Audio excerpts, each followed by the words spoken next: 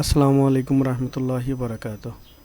আমরা দৈনন্দিন কিছু নির্দিষ্ট পরিমাণ ফাইল অথবা সফটওয়্যার নিয়ে কাজ করে থাকি, যা বারবার ওপেন করা এবং ক্লোজ করার প্রয়োজন হয়ে পড়ে। তো সেক্ষেত্রে আমরা খুব সুন্দরভাবে একটা শর্টকাট ব্যবহার করে এইটাকে আমরা আরও সহজ করতে পারি।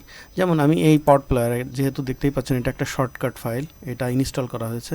তো এই ফাইলটা যদি আমি শর্টকাট দিয়ে ওপেন করতে যাই, এরপর রাইট বাটন ক্লিক করে যদি প্রপার্টিসে যাই, এইখানে একটা শর্টকাট অপশন আছে।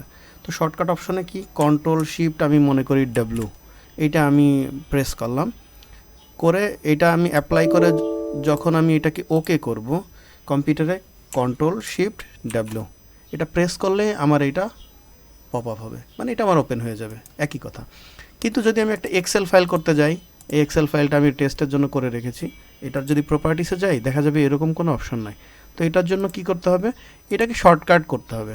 ফাইলটাকে কপি করে পেস্ট, শর্টকাট, অথবা এখান থেকে রাইট বাটন ক্লিক করে সেন্ডে ডেস্কটপ ক্রিয়েট শর্টকাটে ক্লিক করলেও এই যে এটা চলে আসবে।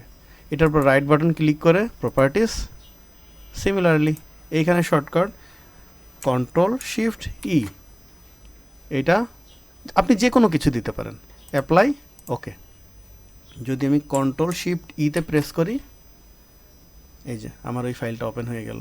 এখন আমি এক্স্যাক্ট ওই ফাইলটা ওপেন হয়েছে কি না দেখেন, এখানে টেস্ট টেস্ট লেখা, এবং এই ফাইলটা ওপেন করলেও আমি দেখতে পাবো এটা এই ফাইলটাই।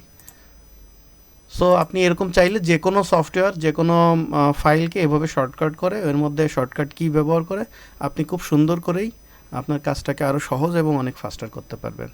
Thank you. আসসালামু আলাইকুম রহমতুল্লাহি ওবরাকাতুহু।